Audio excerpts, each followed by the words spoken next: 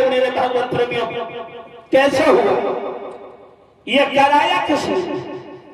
एक नारी ने कराया है महाभारत का युद्ध, द्रौपदी ने। आप लोग सोचते होंगे कि द्रौपदी ने कैसे कराया है,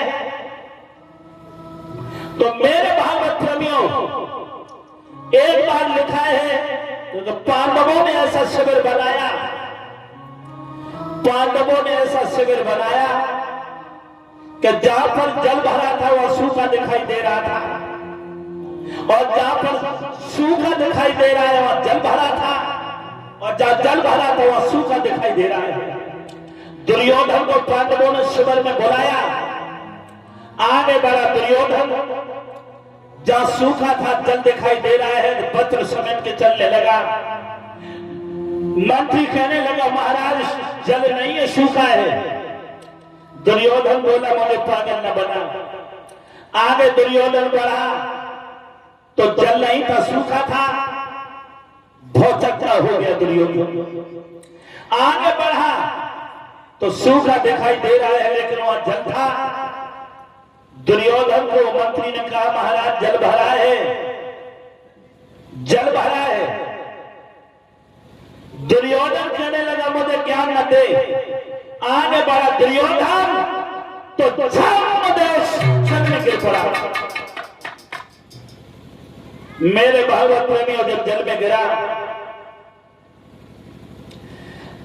तो द्रौपदी उस समय अड्डा पर खड़ी अपने नाकर केशव सुखारी ठट्टा मार के हंसने लगी, और ठट्टा मार के हंसने लगी और कहने लगी महाराज आज मुझे पता चला कि अंधों के अंधे ही पैदा होते हैं, आज मुझे पता चला कि अंधों के अंधे ही पैदा होते हैं।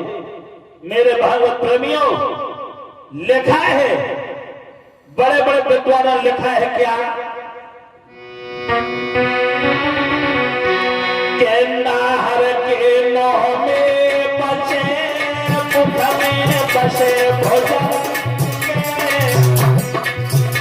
अरे नाहर के मोह में बसे मुख में बसे भोजन, अरे पीछे के पीछे बसे नारी के सब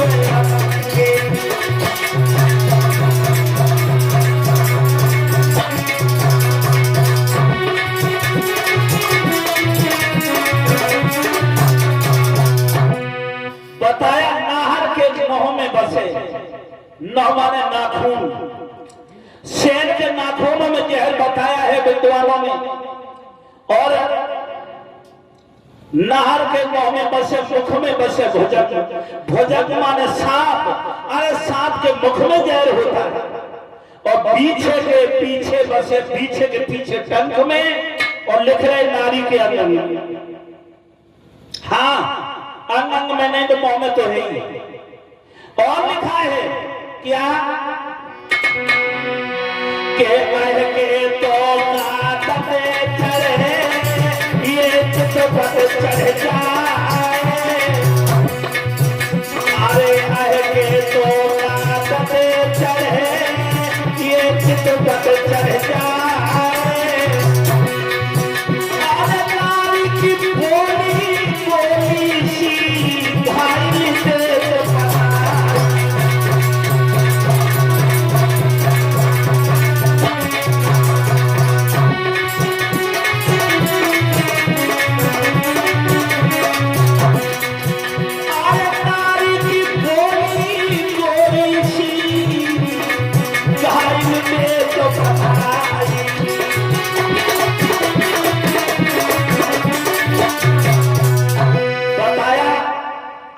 तो काटत चढ़े ये चितवत चढ़ जाए।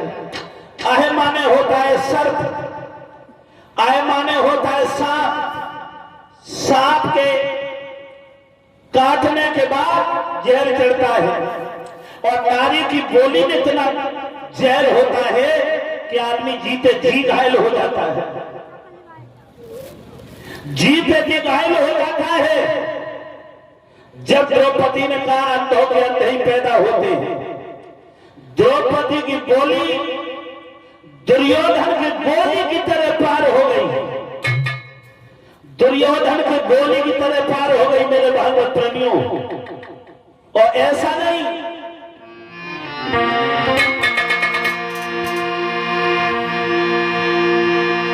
सुनते ही वचन द्रौपदी के और पड़ गई आगे है गोले पर, और बिजली गिर पड़ी विचारों पर के चल गई।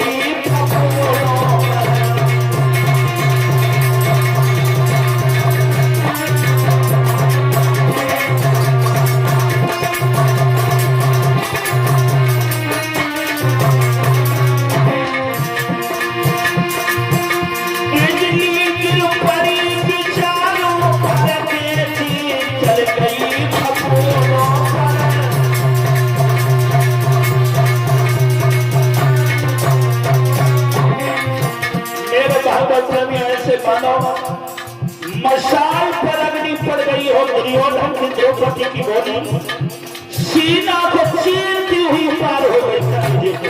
अरे भैया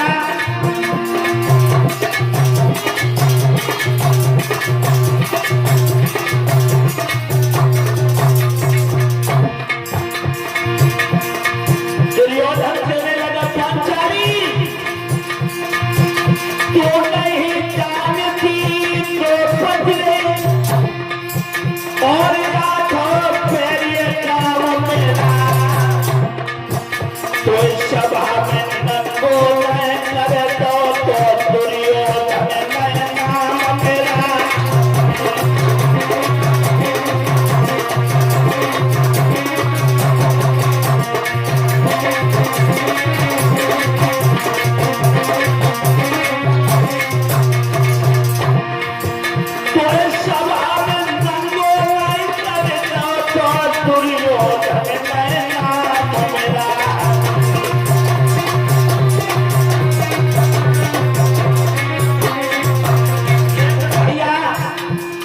दुर्योधन कहने लगा द्रौपदी अगर सभा में तुझे नंगा ना किया मिले तो दुर्योधन मेरा नाम नहीं है, तब तुझे पता चलेगा कौन आंखों वाला है। और क्या बोली दुर्योधन कहने लगा वो वक्त बताएगा पांचाली कौन आंखों वाला है कौन अंधा है। अरे दुर्योधन दरिया मन में, अरे दुर्योधन दरिया मन में और नदी भर तेरा कदम।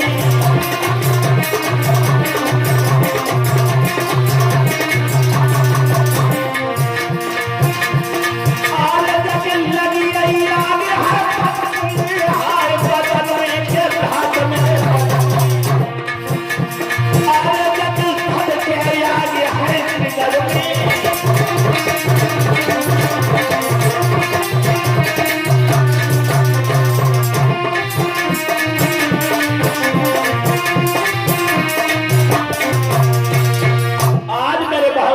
जिस समय द्रौपदी ने कहा अंधों के अंधे ही पैदा होते हैं, अंधों के अंधे ही पैदा होते हैं।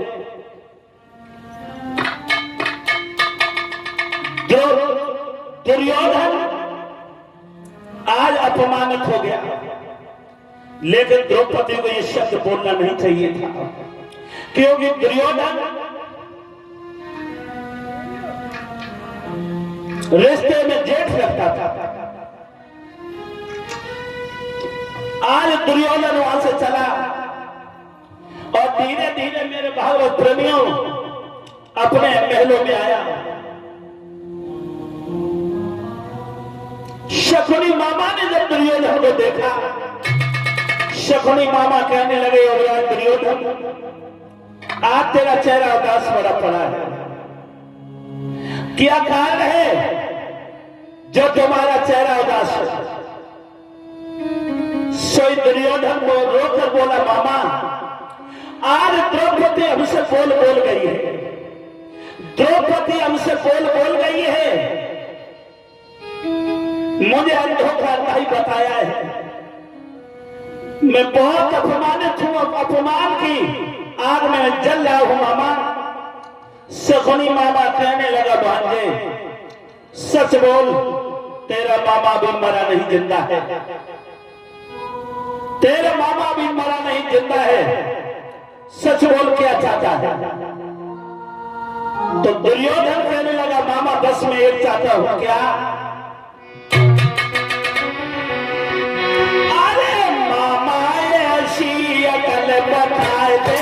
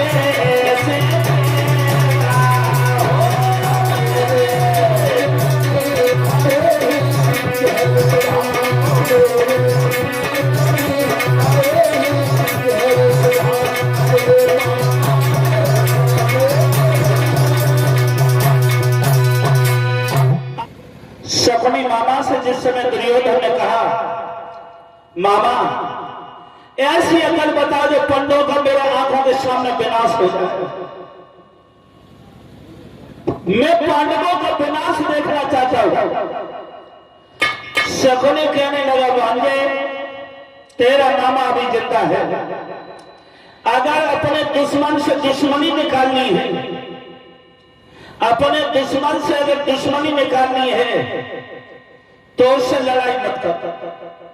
परीक्षित महाराज सिर्फ एक अकल है उसे अपने दुश्मन को प्रेम में फंसा कर उसे शराब और जुआ सिखा दो, शराब पीना सिखाओ, जुआ खेलना सिखाओ, मतलब दुश्मनी पूरी हो गई। जीते जी मर जाएगा, जीते जी मर जाएगा मेरे भागवत प्रेमी। आज शकुनी मामा कहने लगा बुलाओ पांडवों को, इंद्रप्रस्थ दिल्ली से बुलाओ और जुआ का खेल प्रारंभ करवाओ, जुआ का खेल करवाओ प्रारंभ। मेरे भैया और पांडवों को जुआ में जीत लेंगे। हमारे पास ऐसे फांसे हैं, जब तक हम फांसे फेंकते रहेंगे कोई दुनिया में हमसे जुआ जीत नहीं पाएगा। मेरे भागवत प्रेमियों उसी समय जुआ का खेल प्रारंभ करवाया दुर्योधन, जुआ का खेल प्रारंभ करवाया है। बड़े बड़े जुआरी आ रहे हैं, पांडवों को इंद्रप्रस्थ दिल्ली से बुलाया है, दिल्ली से पांडवों को बुलाया। जब पांचों पांडव आए हस्तिनापुर में, बाबा भीष्म पितामह ने बहुत समझाया कि पांडवों बेटा यहां चले जाओ कि यहां कपट के जुआ कपट का जाल बिछाया जा चुका है, कपट का जाल बिछाया जा चुका है, चले जाओ यहां से। हाँ यहां जुआ का खेल हो रहा है, लेकिन यहां जुआ मत खेलिए, कपट का जाल बिछा है। भीष्म पितामह ने युधिष्ठिर को समझाया। लोग 6 दिन हो गए पांडव जुआ में नहीं बैठे, 6 दिन हो गए, पांडव जुआ में नहीं बैठे। 7वें दिन दुर्योधन के दरबार में जब जुआ हो रहा पहुंचे, दुर्योधन ने सुंदर आसन डाल के पांडवों को बैठाया और बोले, बड़े भैया बहुत प्रतीक्षा थी मुझे, बहुत अच्छी बात है तुम आए हो।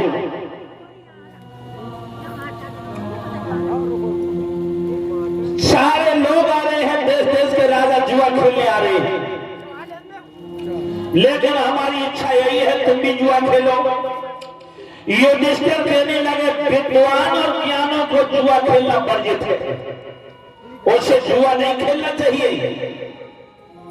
मेरे लोगों। लेकिन धीरे धीरे शकुनी के चुंगल में युधिष्ठिर फंस गए और जुआ में 7वें रोज बैठ गए। 7वें दिन जुआ में बैठ गए मेरे भागवत प्रेमियों।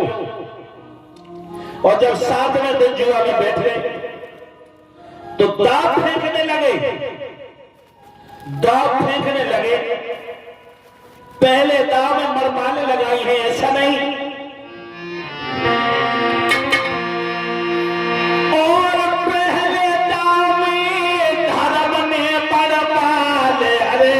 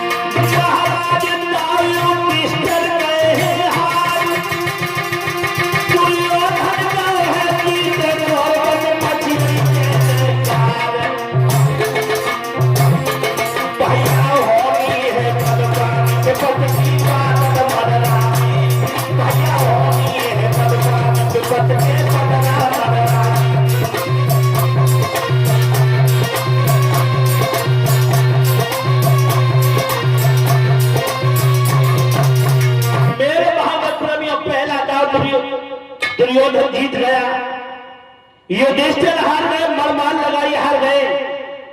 मेरे भागवत प्रेमियों दोबारा दास सारा धन दौलत राजकोष का धन दौलत लगा डाली, सब हार गए। पूरी इंद्रप्रस्थ की राजधानी लगा दी, हार गए। दास दासियां हार गए, दास दासियां भी हार गए, सब कुछ हार गए। शकुनी कहने लगा, हारे भाई के साथ जुआ खेलने में आनंद नहीं आता। युधिष्ठिर कहने लगे, अभी मैं पूरी तरह नहीं हारा हूं, मेरे पास इंद्रप्रस्थ राज से भी कीमती चीज है। बोले कौन? बोले द्रौपदी है, मैं द्रौपदी को दांव पर लगा रहा हूं। मेरे भैया शकुनी कहने लगा, अगर द्रौपदी को दांव पर लगा रहे हो, अगर ये दांव तुम जीत गए, अगर ये दांव तुम जीत गए तो तुम्हारा राजपाट दास दासियां सब लौटा दी जाएंगी, और अगर तुम हार गए, द्रौपदी को हार गए, तो 12 वर्ष का वनवास, 1 वर्ष का अज्ञातवास भी भोगना पड़ेगा। आ जाओ सामने मेरे भागवत प्रेमियों, अवसली खेल होगा। हुआ ये, एक तरफ राज है इंद्रप्रस्थ और एक तरफ द्रौपदी दुलारी है, और आज तो यम समय है, अब खेलो खेल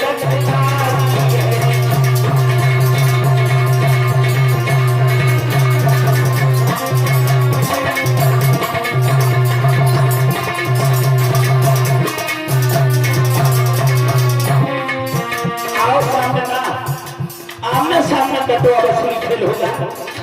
हाँ, दौड़ा में मेरा हाथ खाली नहीं जाएगा मामा। महाराज धर्म में फेंक दो भाषा, महाराज युधिष्ठिर फेंक दो भाषा,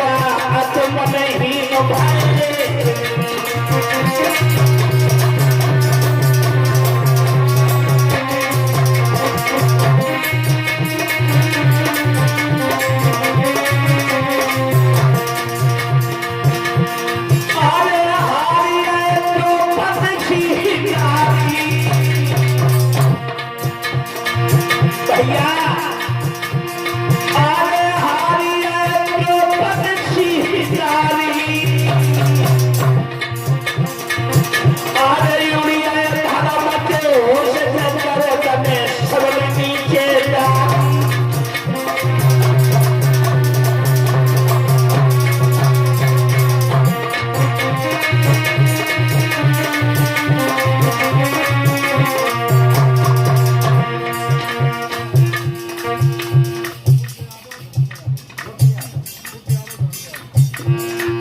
तो ये हमारे परम सम्मानीय हमारे भैया रुद्र यादव और धनंजय यादव जी 1 से 1 रुपए भगवान के दरबार में भेंट कर रहे हैं।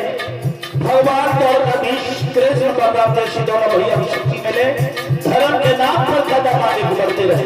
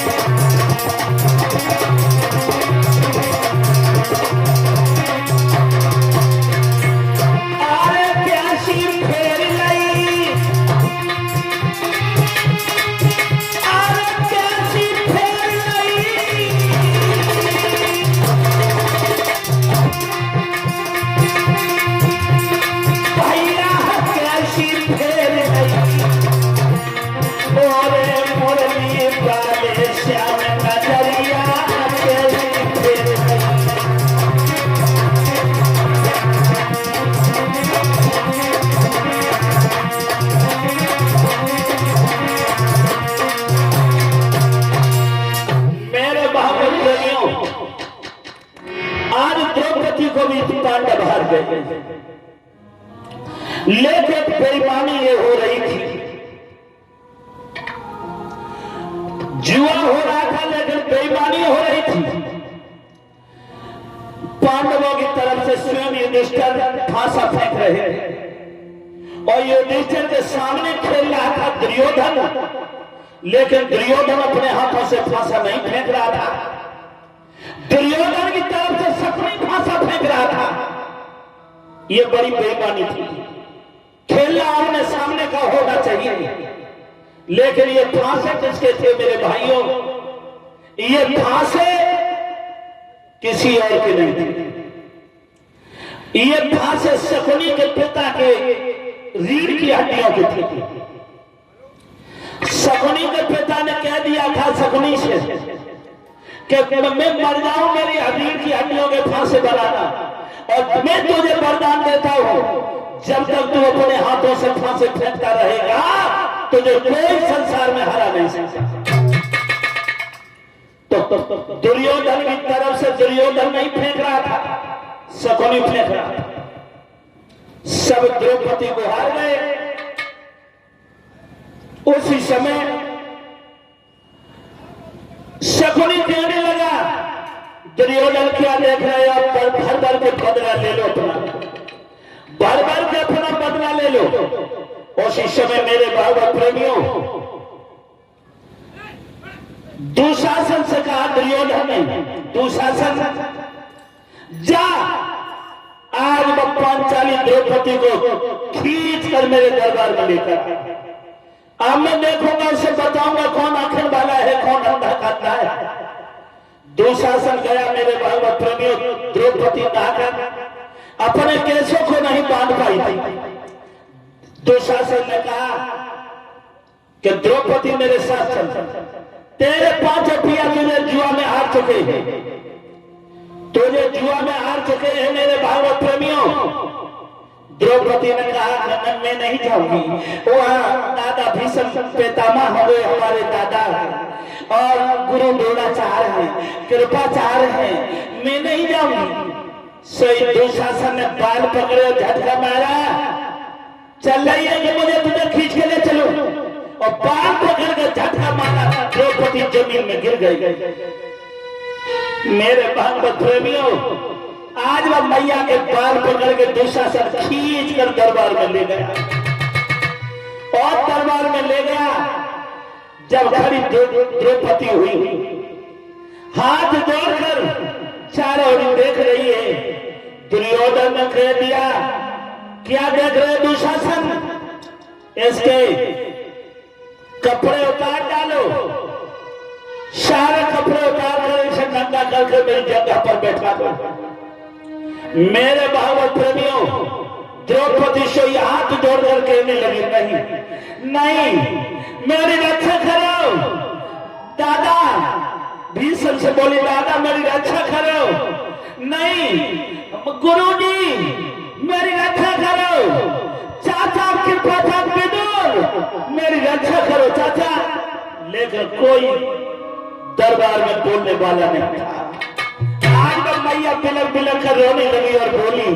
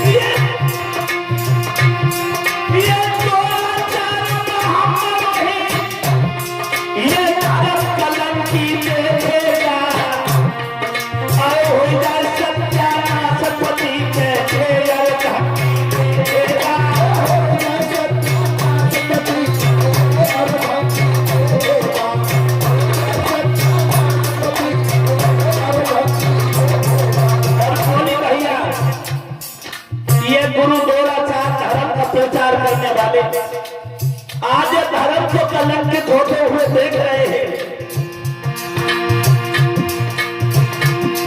जब पाप का भर जाएगा, जब पाप का भर जाएगा, तब वो ठिकाने हो जाएंगे।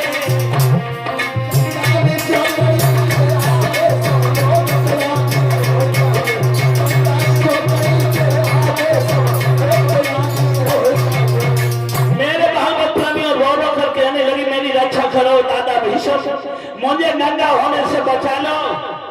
लेकिन कोई नहीं बोला मेरे भाइयों।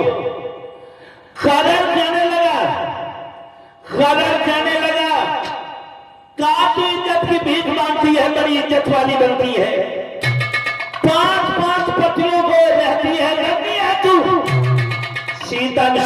बन रही है, 5-5 पत्नियों के रहती है, तू रंगी है। सोई आंखों में आंसू छल छल गिरने लगे द्रौपदी को और बोली, ये कलर जैसे महारथी और इनकी जबान पे नहीं बंदी है,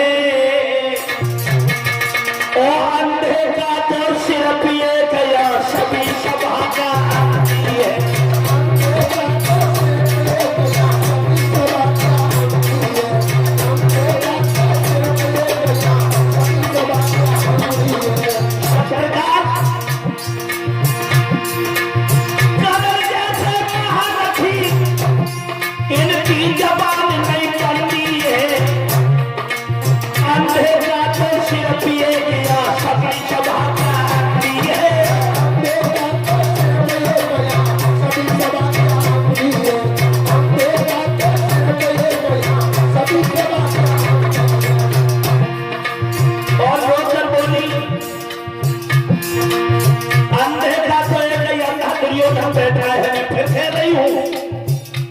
अंधेरा जो अंधा दुर्योधन में कहीं बैठा हो से अच्छाई बुराई नजर नहीं आनी।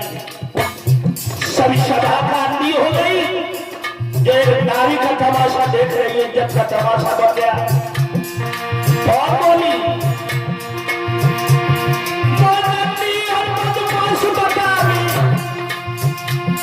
और बाकी सभी खड़े बैठे, और दुर्योधन को लाल समझ मेरे 500 पति मरे बैठे।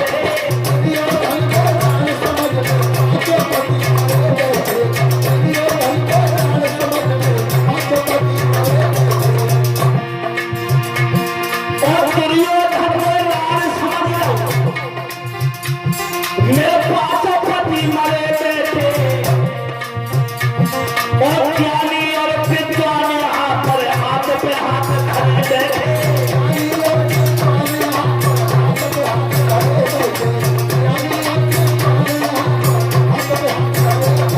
भैया तूफानी और पूरे कर्म का पूरा नतीजा, पूरे कर्म का पूरा नतीजा अगर कायदे हो जाएंगे।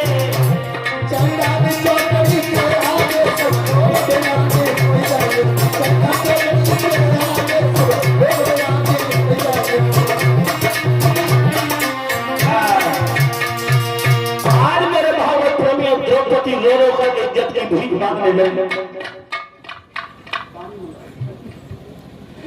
द्रौपदी रो रो कर इज्जत की भीख मांगने लगे। दुर्योधन कहने लगा, क्या देख रहे हो दुशासन, खींच डालो इसकी साड़ी। और मेरे भाव प्रेमियों, जिस समय दुर्योधन के कहने पर दुशासन ने साड़ी पकड़ ली और खींचने लगा, जिस समय खींचने लगा, द्रौपदी रोने लगी और बोली, हे मुरली मनोहर, जिस पत्नी का एक पति होता है, वो एक पत्नी का पति अपनी पत्नी को बहुत प्यार करता है। और मेरी क्या दशा है, मैं 5 पतियों की पत्नी हूं। और रोकर द्रौपदी बोली, है महाराज,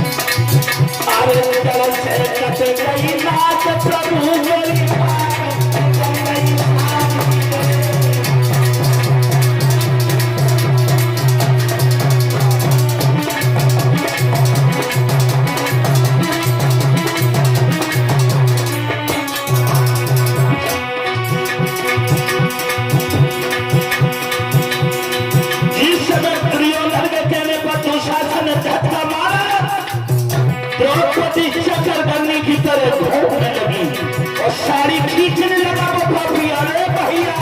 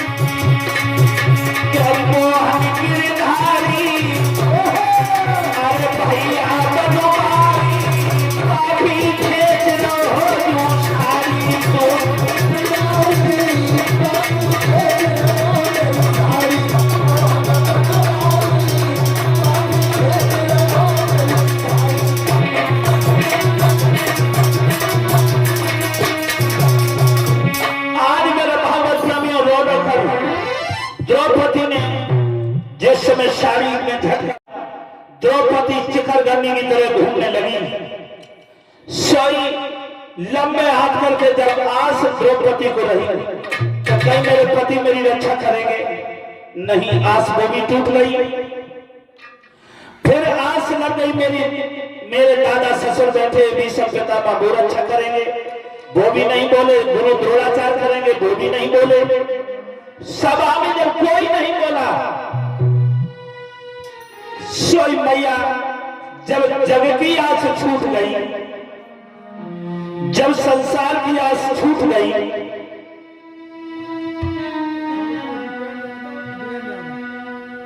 और ये हमारे परम सम्मानीय भैया श्री रूपेंद्र सिंह यादव जी और वीरेंद्र यादव जी, ये मुझे 101 मुद्रा भगवान के दरबार में भेंट करते हैं। भगवान कृष्ण बलराम जैसी शक्ति भैया को मिले, धर्म के नाम पर कदम आगे को बढ़ते हैं।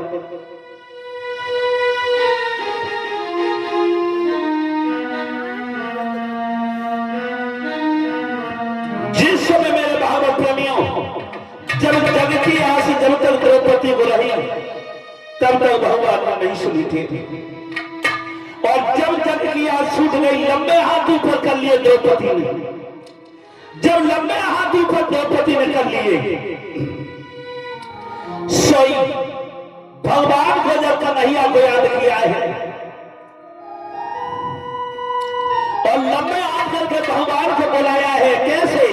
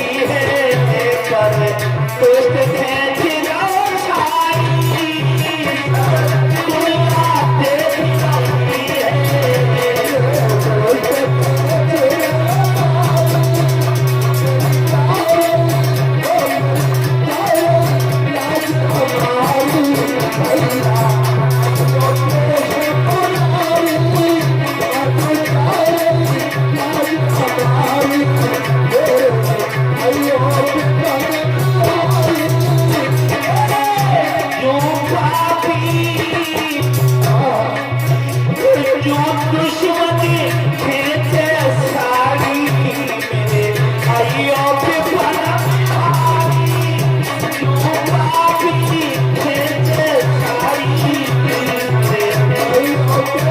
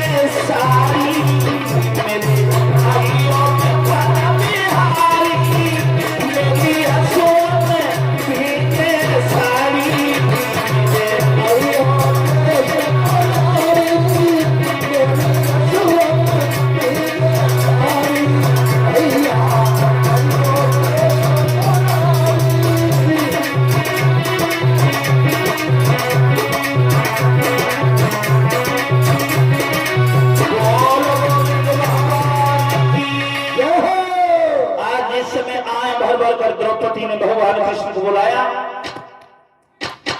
उसी समय हमारे मुरली मनोहर ने जब देखा हमारी बहन की साड़ी खींच रहा है दूसरा से, उस समय गरुड़ पर सवार हुए और कहा चलो। गरुड़ से कहा पल बीतत में हस्तिनापुर में पहुंचो।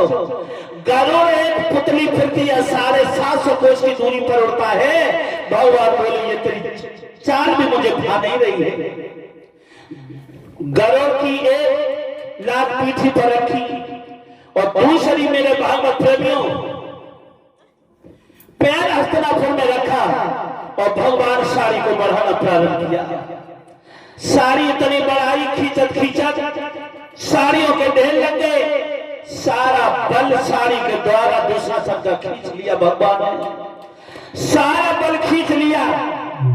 मेरे भागवत प्रेमियों सारा बल जब खींच लिया, आज दुशासन जमीन में धड़ाम से गिर गया।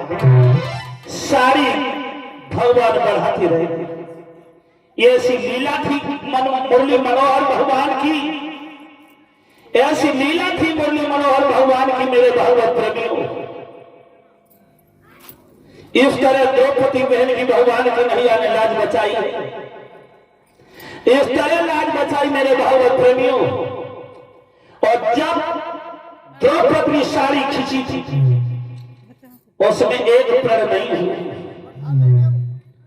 मेरे भागवत प्रेमियों वहां दो ऐसे प्रण हुए, 3 प्रण ऐसे किए हैं उसी सभा में। एक प्रण तो द्रौपदी ने किया। द्रौपदी ने एक प्रण किया कि जिन हाथों से दुशासन ने मेरे बाल पकड़े, अगर जब दुशासन के खून से जब तक मैं अपने केस धो नहीं लूंगी तब तक मैं अपना बाल बांधूंगी नहीं। जो खुले हुए बाल में बांधूंगी नहीं जब तक दुशासन के खून से मैं अपने केस नहीं धो लूंगी। और 2 प्रण किए भीम ने, 2 प्रण भीम ने किए।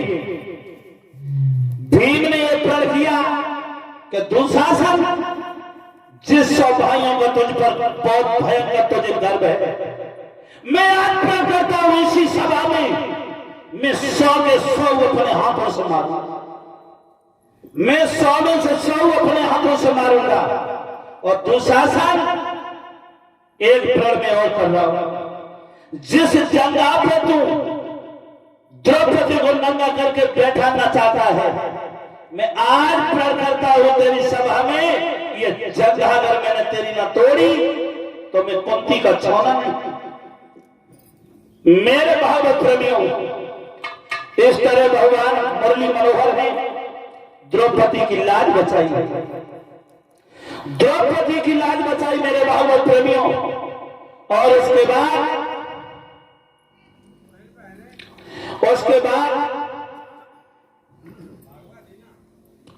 12 बरस का पांडवों ने वनवास, 1 बरस का अज्ञातवास कैलाशपुरी में भोगा।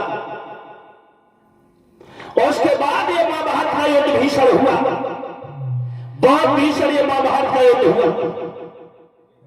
जब महाभारत का युद्ध हुआ मेरे भागवत प्रेमियों, 18 दिन में 18 छोड़ी सेना मारी जा चुकी थी।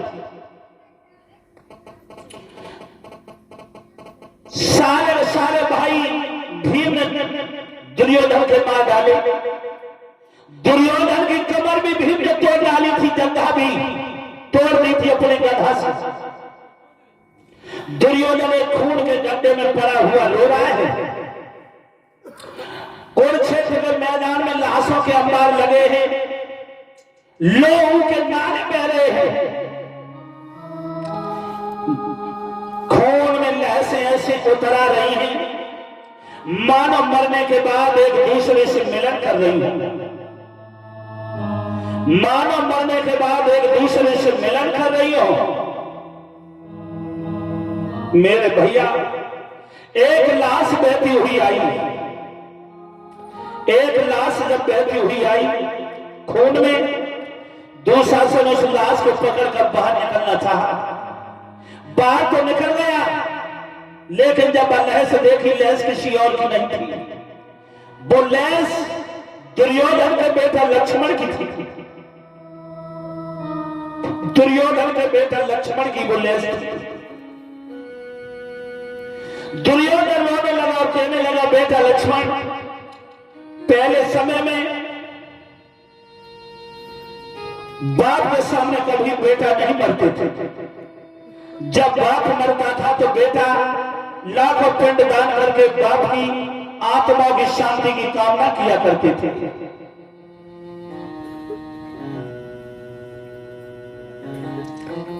आज लेकिन बेटा लक्ष्मण, तूने मरकर भी मेरा उद्धार कर दिया है, मरने के बाद भी खून के गड्ढे से मुझे बाहर निकाला। आज रो रहा है दुर्योधन। तब तक द्रोणाचार्य का पुत्र अश्वत्थामा आ गया। सब के सब वीर गति को प्राप्त हो चुके थे। अश्वत्थामा कहने लगा दुर्योधन से, युवराज, अंतिम इच्छा तुम्हारी क्या है? हम तुम्हारी अंतिम इच्छा भी पूरी करेंगे। कहने लगे, अंतिम इच्छा मेरी अगर पूरी करना चाहते हो, अंतिम इच्छा अगर मेरी पूरी करना चाहते हो, तो 5 पांडवों के शीश काट के मुझे ला दो, हमारी अंतिम इच्छा भी पूरी हो जाएगी। उसी समय 5 पांडवों के शीश काटने के लिए अश्वत्थामा चला है आधी रात।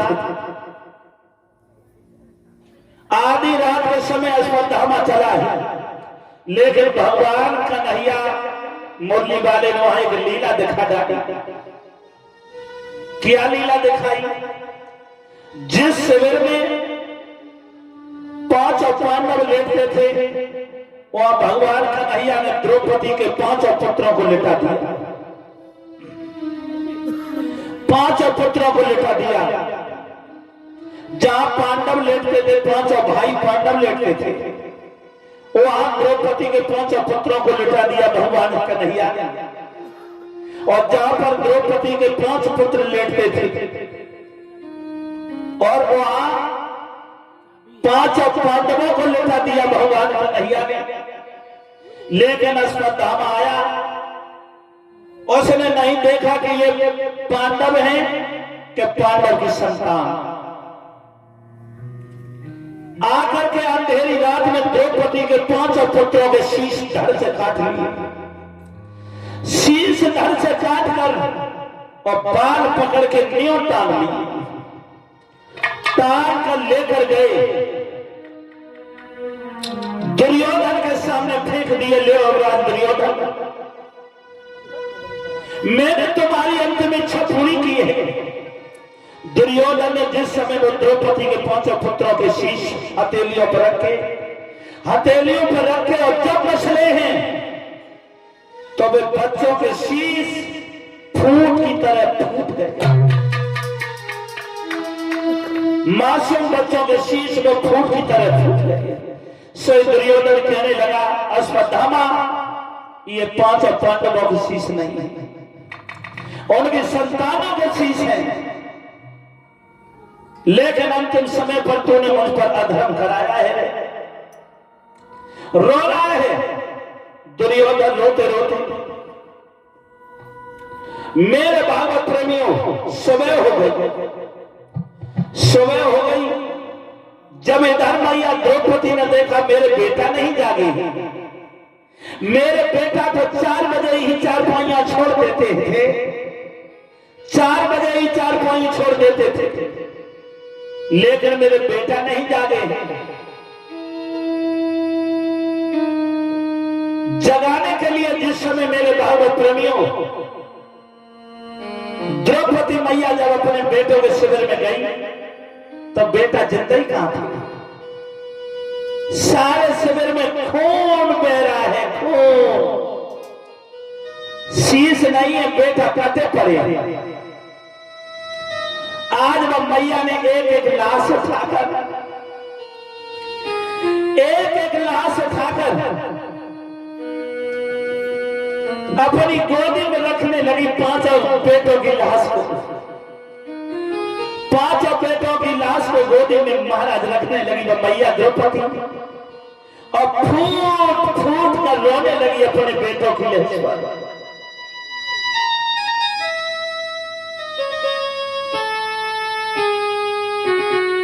फूट फूट कर वो मैया रोने लगी और बोली है बेटा,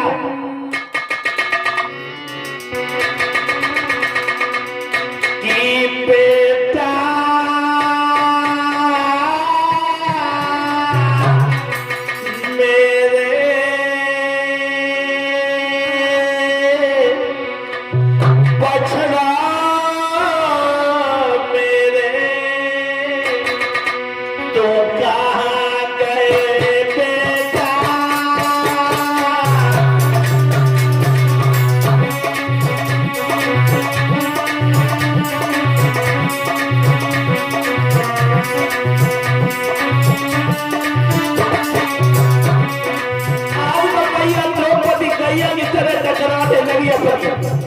एक बात बता, जिस मैया का एक बेटा अगर आना में खत्म हो जाए, तब मैया एक बेटा के लिए जमीन में खोपड़ी पटक पटक कर अपनी खोपड़ी फाड़ देती है। और जब मैया के 5 बेटा आंगन में कटे पड़े, तब मैया का धीरज कौन देगा? तो मैया को धीरज कौन देगा? और रोने लगी मैया, बेटा मेरे बछड़ा मेरे, तुम्हें कहाँ करेगा?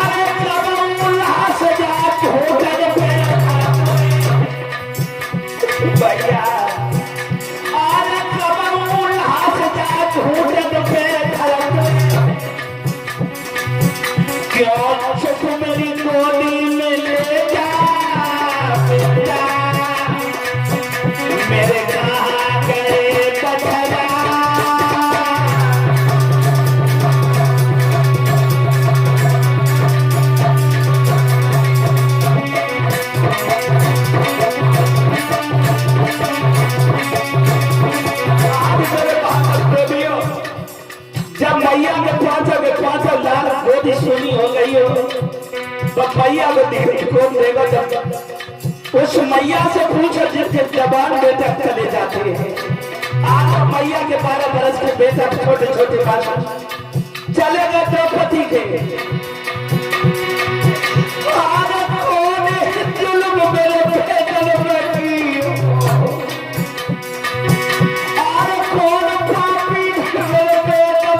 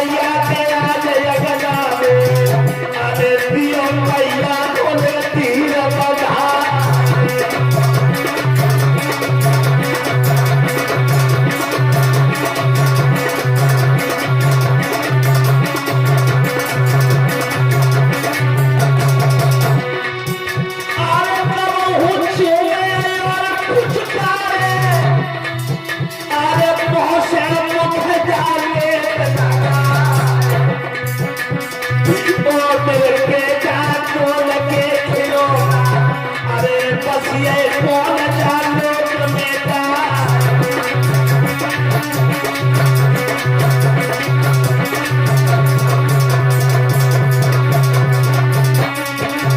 अरे को जुरो में के साग सवेरी को है रो में जा भोरानी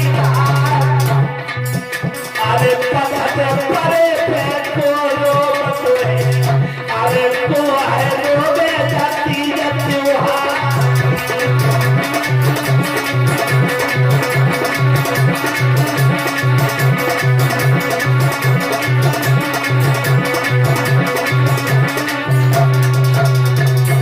अरे साँझ सवेरे जब मैया रोवे अरे दुखियारों में जा भोलानी अरे पगत परे पे भैया में रोवे अरे बेहना रोत है तीज त्योहार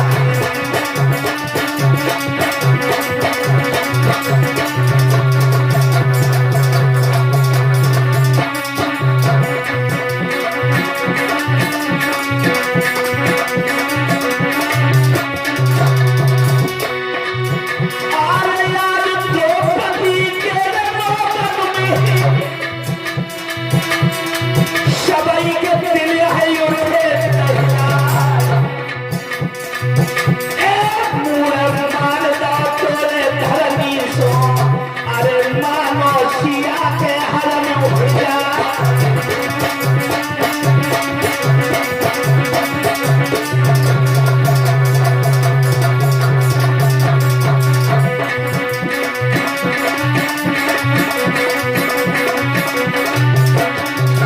अरे मैया रोई रही के मैया रोई रही लेकिन हंसिया जब करेगी तो भैया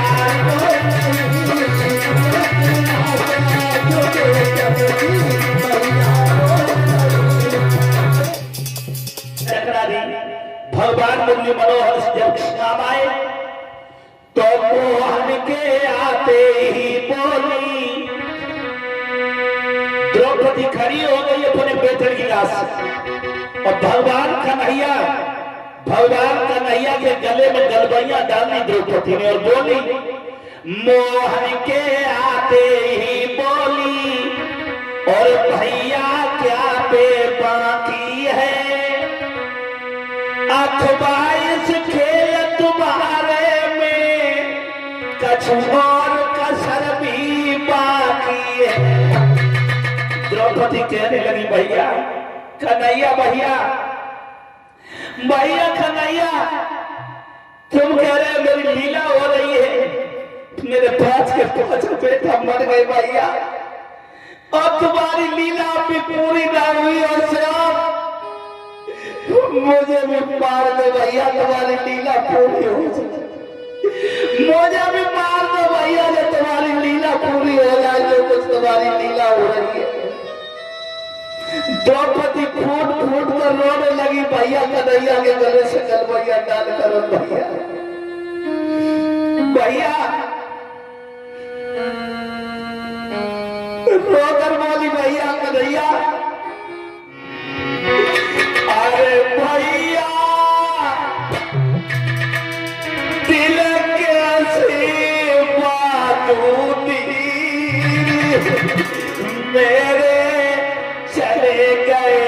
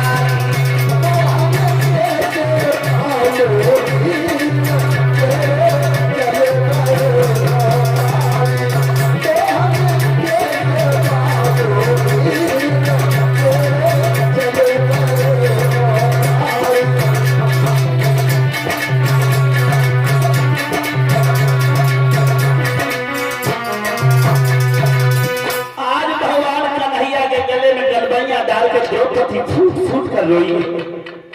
भगवान कहने लगे द्रौपदी सच बोल, क्या चाहती है, क्या चाहती है? तो द्रौपदी रो करके कहने लगी कन्हैया भैया, द्रौपदी सुता कहने लगी मेरी ठंडी करियो ज्वाल, मेरे पप्पे तन के हत्यारे को ले आइयो गोपाल। जिसने मेरे बेटन का कत्ल किया है उस पापी को लेकर आओ, श्याम पापी को लेकर आओ। मेरे भागवत प्रेमियों, आज इसी समय भगवान कन्हैया ने रथ तैयार किया, रथ तैयार किया, साथी बनकर भगवान मुरली मनोहर बैठ गए। अर्जुन को इशारा करके बुलाकर रथ में बैठा था।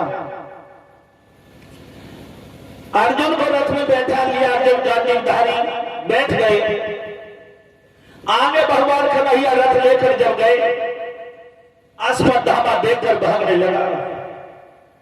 जब अश्वत्थामा भागने लगा, उसी समय भगवान कन्हैया ने कहा, पार्थ यही तुम्हारे बेटे का कातिल है, चला मार दे। अर्जुन ने जब देखा, मन धनुष उठाया, बाण चढ़ा लिया। 1 मिनट सोचने लगे, ये गुरु द्रोणाचार्य का पुत्र है, हमारे गुरु का बेटा है, गुरु भाई है, जाति का ब्राह्मण है। अगर मैं इसे मारता हूं तो ब्रह्म हत्या का पाप लगेगा। सोच रहे अर्जुन, तब तक अश्वत्थामा ने एक श्रृंगी शस्त्र छोड़ दिया। बाण जब छोड़ दिया पार्थ पर, वो बाण भगवान कन्हैया ने निगल लिया। उसी समय भगवान कन्हैया बोले, पार्थ क्या देख रहे हो, चला बाण, ये तुम्हारे बेटे का कातिल है। उसी समय भगवान की बात मानकर अर्जुन ने अपनी बाणों की शक्ति से अश्वत्थामा को बांध लिया और रथ के पीछे बांधकर और द्रौपदी के सामने लेकर आए। द्रौपदी से अर्जुन ने कहा, मेरे भागवत प्रेमियों, तलवार उठाकर बोल पड़े, कैसे दिल तेरा भर डालूं, खींच लूं खार सारे तन की, या टुकड़े टुकड़े कर डालूं। कहने लगे द्रौपदी सच बोल, जब टुकड़े टुकड़े करूं या सारे बदल की खाल उतार लूं। एक बात और बता, इन माताओं का दिल बड़ा दयालु होता है, इन मैयों का दिल बड़ा कोमल होता है। माँ जैसा ममता और माँ के जैसा दिल दुनिया में और कोई नहीं है। आज द्रौपदी के दिल में दया आ गई, द्रौपदी के दिल में दया आ गई और सोचने लगी, ये गुरु द्रोणाचार्य का पुत्र है। गुरु जी महाभारत के युद्ध में वीर गति को प्राप्त हो गए, अनाथ है। और भगवान के हाथ जोड़कर द्रौपदी बोली, मोहन, द्रौपदी बोली अपने बेटों का मैं अब ही मोह त्यागती हूँ, एक अनाथ ब्राह्मण के प्राणों की भीख मांगती हूँ। छोड़ दो कन्हैया भैया, एक अनाथ ब्राह्मण के मैं प्राणों की भीख मांग रही हूँ, छोड़ दो। भगवान कन्हैया कहने लगे, धन्य है द्रौपदी, धन्य है। द्रौपदी ने कहा, मैं अपने बेटों का मोह त्याग रही हूं, लेकिन इसे छोड़ दो। क्यों? क्योंकि जो समाज में सर उठाकर चल ना सके, समाज में सर उठाकर चलने के काबिल न रहे, वो जिंदगी कहां है? वो चलता फिरता मुर्दा है जो समाज में नजरें मिला न सके किसी से। वो जिंदा कहां है? वो चलता फिरता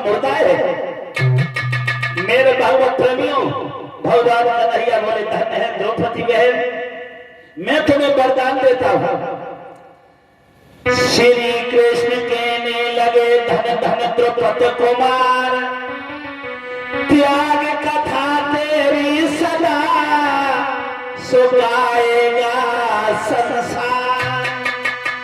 तेरी इस त्याग की कथा सारा संसार गाएगा।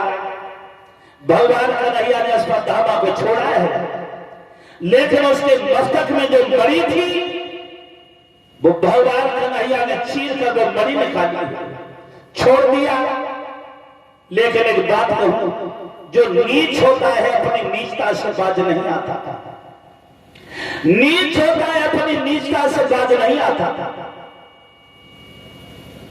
नीच कोई जाति से नहीं होता, नीच अपने कर्मों से इंसान बनता है। मेरे भागवत प्रेमियों, आज अश्वत्थामा सोचने लगा पांडवों का बढ़ता हुआ वंश में आगे बढ़ने नहीं दूंगा। आगे पांडवों का बढ़ता हुआ वंश में चलने नहीं दूंगा। उस समय पांडवों का वंश बढ़ाने में एक पौधा अंकुरित हो रहा था, जो अर्जुन के पुत्र अभिमन्यु थी, जो चक्रव्यूह के युद्ध में वीर गति को प्राप्त हो गए थे। अभिमन्यु की पत्नी थी उत्तरा, वो गर्भवती थी, उत्तरा गर्भवती थी। आज वो अश्वत्थामा ने एक विषम बाण निकाला, अगेन बाण जिस समय मेरे भागवत प्रेमियों, जिस समय उत्तरा के गर्भ में मारा है, वो वैश्वास्त्र का प्रभाव उत्तरा के गर्भ को जलाने लगा। जब उत्तरा का गर्भ जलने लगा तो उत्तरा भगवान कन्हैया का नाम ले लेकर बहुत रोई और बोली, हे मामा कन्हैया, मेरी रक्षा करो। हे मामा, मैं भले ही मर जाऊं, लेकिन मेरे पेट में जो बच्चा है उसे बचा लो प्रभु। और रोकर बोलिए, आरे रोए उत्तरा कहे, आरे सुनो मेरे मामा बने बारी।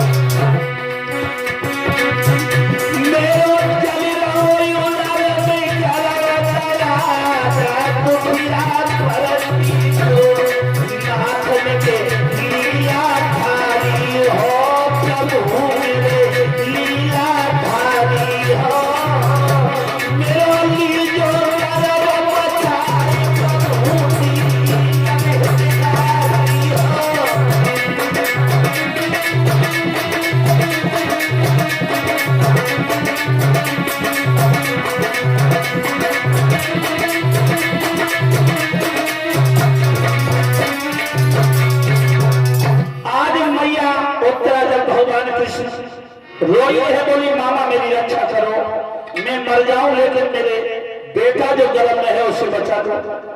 जब भगवान ने उत्तरा की खेल को सुना, मेरे भाइयों, उस समय भगवान ने अपनी योग शक्ति के द्वारा देखा, उत्तरा के गर्भ पूरा जल चुका था। महाराज उत्तरा का गर्भ पूरा जल चुका था, 5 हड्डियों की बची थी। भगवान ने अपनी योग शक्ति के द्वारा गर्भ में दोबारा प्राण डाल दिया। ऐसे थे हमारे भगवान कन्हैया। भगवान कन्हैया ने अपनी योग शक्ति के द्वारा उत्तरा के गर्भ में दोबारा प्राण डाल दिए और गर्भ की रक्षा की है भगवान मुरली मनोहर ने। धीरे धीरे समय बीतने लगा, जब गर्भ पलने लगा है उत्तरा के गर्भ में, जब धीरे धीरे 9 महीने पूरे हुए, 9 महीने पूरे हुए मेरे भैया, 9 महीने जब पूरे हुए, इधर गर्भ के जन्म लेने की बारी आ गई। भगवान कन्हैया पांडवों से कहते हैं, पांडवों चल करके आप भीष्म पितामह का अंतिम समय है, वो सरसैया पर सो रहे हैं, चलकर आशीर्वाद ले लो, आशीर्वाद ले लो। 5 पांडव भगवान कृष्ण भीष्म पितामह के पास पहुंचे, जहां सरसैया पर लेटे हैं, पैर के तरह खड़े हो गए, प्रणाम किया बाबा भीष्म को। दादा भीष्म को देखकर 5 पांडव रो रहे हैं। भीष्म पितामह कहने लगे, धर्म क्यों रो रहे हो? तुम्हें तो ये विश्व युद्ध जीतकर धर्म कमाया है, धर्म कमाया है, क्यों रो रहे हो? युधिष्ठिर से रोकर युधिष्ठिर कहने लगे, युधिष्ठिर रो कर कहने लगे, भैया हे दादा, तुम तो कह रहे हो मैंने धर्म कमाया है। युधिष्ठिर तैयार होकर पैरों के तले बैठ गए और बोले, हे दादाजी,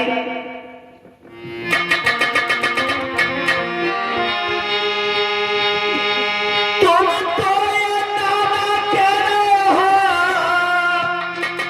और तुमने आज धर्म कमाओ है, और मेरी आत्मा बबुला बिलख रही, मैंने अपने नाश करा।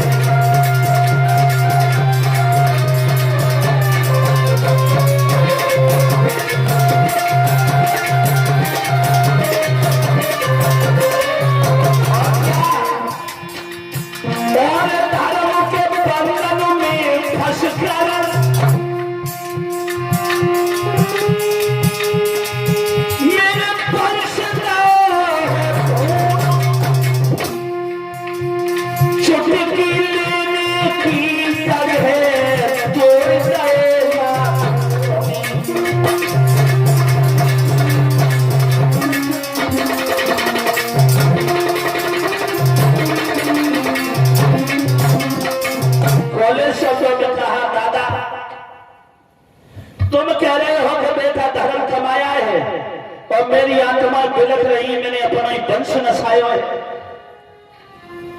आज इसी समय भगवान कन्हैया की तरह देखा, बाबा भीष्म कहने लगे, हे श्याम, हे कन्हैया, हे वासुदेव, वृंदावन गोकुल से चुराए हुए माखन में से एक उंगली माखन मुझे भी चटा दो मोहन, मेरा भी कल्याण हो जाए श्याम। मेरे भागवत प्रेमियों, देखते देखते भगवान कन्हैया को आंखों में आंखें डाली और भीष्म पितामह भगवान कन्हैया के हृदय में समा गए। दादा भीष्म का, बाबा भीष्म का निर्माण हुआ है।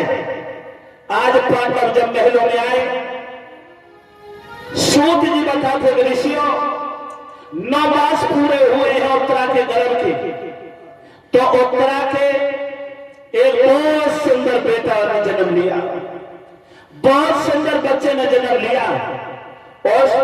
सुंदर बेटा है। बड़ी अब तो अस्तिनापुर में बधाइयां बज रही हैं, मंगलचार हो रहे हैं।